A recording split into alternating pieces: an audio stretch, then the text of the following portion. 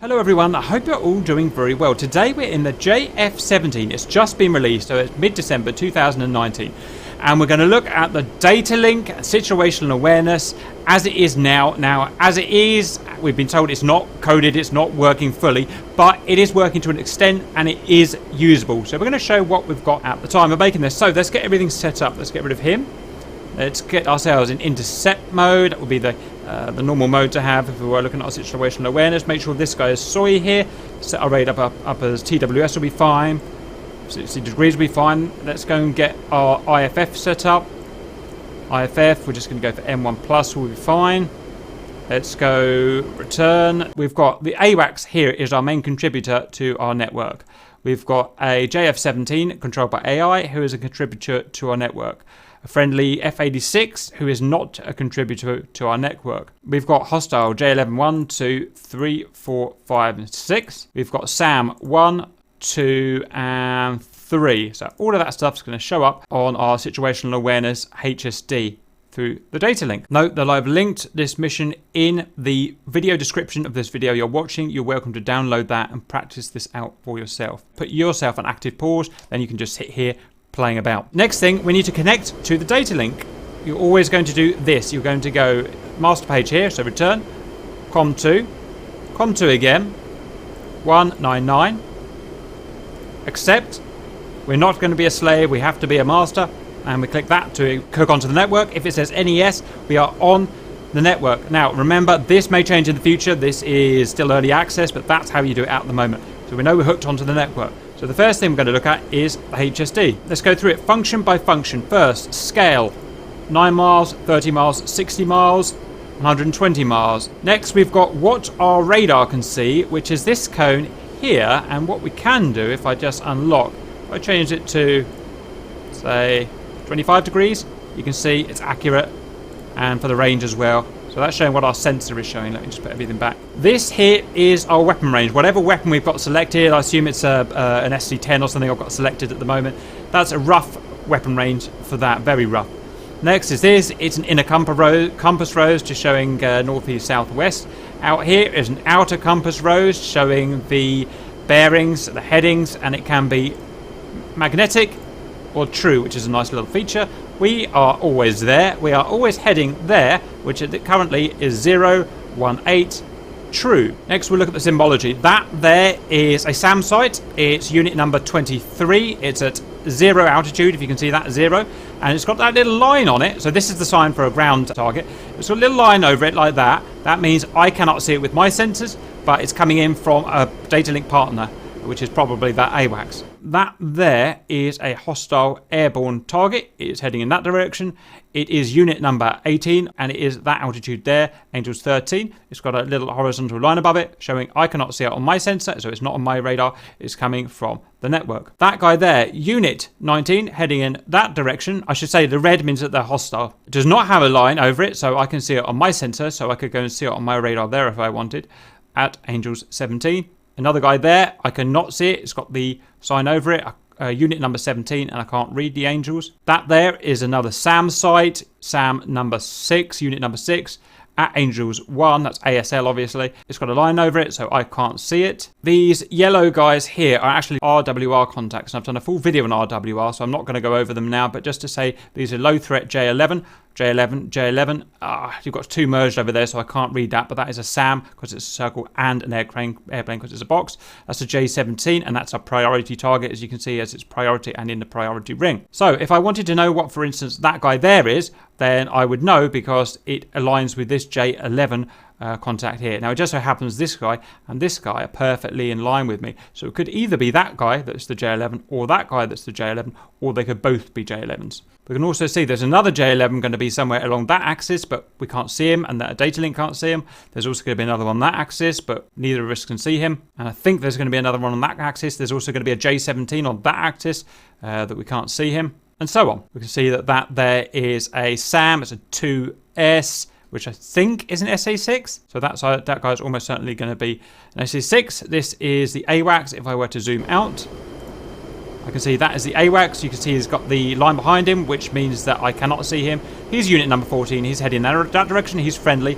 That's a great place to catch it there. He's heading that direction. That there is the friendly JF-17. He's a contributor. He is unit number 20. He's Angel 17. He's heading towards me. It's friendly coalition. Now it gets interesting where we've got this guy here. You can see that guy's J-17. That guy's J-17. This guy doesn't have a radar contact, so he's the F-86 without the radar, without his radar turned on at least.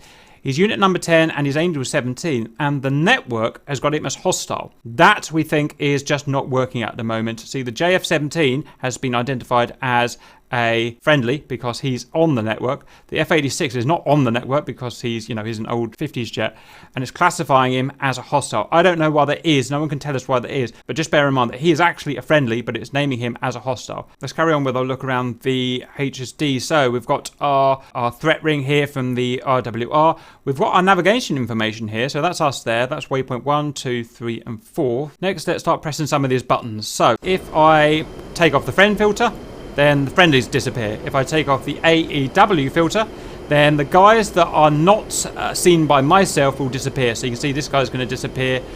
This guy's going to disappear. Everything on Datalink has a big delay. It can take a long time for something to disappear. So take it with a bit of a pinch of salt. You see I turn that back on and he's no longer flashing. So if it's on an unknown coalition, then we can get rid of it. Ah, look. That solves that mystery there. That guy is disappearing with unknown, so he's not actually hostile, he's unknown. But for some reason on the Datalink symbology, he's showing as red. So he's actually unknown, and that does make actual sense. That's something to bear in mind, and we will come back to that in a minute. Next is, this is part of the RWR contacts, whether we want open to infinite contacts essentially, or if we want to prioritize only the prioritized targets. Ground, if we want to remove the ground targets, that takes away the SA6s and the SA3s and whatnot. This guy here takes away our sensors and our weapons, so our weapons go and our sensors go, so these are all filters basically. That guy there takes away the altitudes, so if you want to declutter a bit from the Datalink tracks. That guy there takes away our navigation information. That guy there adds a moving map, it makes it completely illegible, so I don't see why you'd ever have that on there. Reject is just a declutter, it declutters things it considers not essential, compass rose, navigation, stuff like that. Next I'll show down here is the high value target priority list. So on the network, these have all got their unique numbers. He's 06, he's 19, he's 25. They're just individual unique numbers. And here's my priority list, and it puts them in terms of not necessarily range, but what it considers the worst threat. It considers 10 the worst threat. He is currently 13 degrees left of my bore site. He has a range of 23 miles. He's a closing velocity of 777 knots. And DH is our deviation in height, so he's basically co-altitude with me. And we go down the list and we see all the things that are reducing in severity of threat. Like I said, the severity is not necessarily the range because this guy's 25 miles, but it's in terms of what the thing is, what its aspect is, ground target or air target, and so on. This guy here is 2,000 feet below me, this guy is 4,000 feet below me. One important thing, I know these guys keep blinking in and out, but one important thing is that number 10 is the guy that was actually a friendly, who was actually unknown coalition. I'll just get in there. So that guy there is actually unknown. That's the F-86 Sabre. Interestingly, it's put it here into the high priority target list. Again, it's just something that's bugged, I think, at the moment. I stand to be corrected, but I'm pretty sure that's not right. He should be showing as a unknown coalition rather than red. Next, we're going to go to C-Link. C-Link, we've got here, that's our personal ID. Everything as you saw on that Datalink gets an ID. Our ID, my plane, is 21. I don't get a say in that, I am just 21. The network is currently on, I can disconnect if I want, I don't know why I would. Mode is master. The way it stands at the moment, you have to be a master. Eventually it will be programmed so you can be a slave as well. Here is our channel ID. It's currently set up as thus. Here is our group. So here's the contributors on our particular network. We've got 21, that's me, remember. I'm in flight 3. My role is leader, and I've got that much gas. 14, pretty sure I saw that as the AWACS. That's the AWACS. He's part of flight 8. He's a wingman, and he's got that much gas. Then there's flight 20. That's that extra JF-17 I had up here. He's in flight 13. He's a leader, and that's the kind of amount of gas that he's got. I want to get out of there. I go return. I'm just going to go back to main menu. And back to HSD. Next thing I want to show is the interaction between the HSD here and our B scope here. So excuse me while I just set this up. So that is what I'm scanning with my TWS at the moment. So I've got that guy there, that's the JF-17, that's him there. He's just disappeared off the side of my screen, and for some reason the AWACS can't see him. We've got these three here. which are bouncing in and out of Datalink at the moment. They'll come back in a minute. I don't know why they've disappeared. This guy here is number 10. That's this guy here who's no coalition. Now watch what happens when I IFF him manually. I'm going to press the IFF button, which is going to turn him green. Now, remember, everything on Datalink takes a while, takes several seconds to update. There. So now I've IFF'd him. He's showing up there. First of all, without a little line, which means that I can see him. And secondly, he's showing up as green rather than red because I am now squawking him and I'm showing him up as green. These guys here, they're popping in and out of Datalink. Presumably that's a bug. Presumably they shouldn't be popping in and out like that. And they're back now, as you can see. You can see they don't have the horizontal line across them. That's because I can see them. So that's the Datalink as it works mid-December 2019. It will change. It will get the bugs worked out. Deca have said they're already working on it. And I guess we'll do another video when it's fully updated and working. So go out there, connect us in Datalink, have some fun. Hope that's useful and see you later.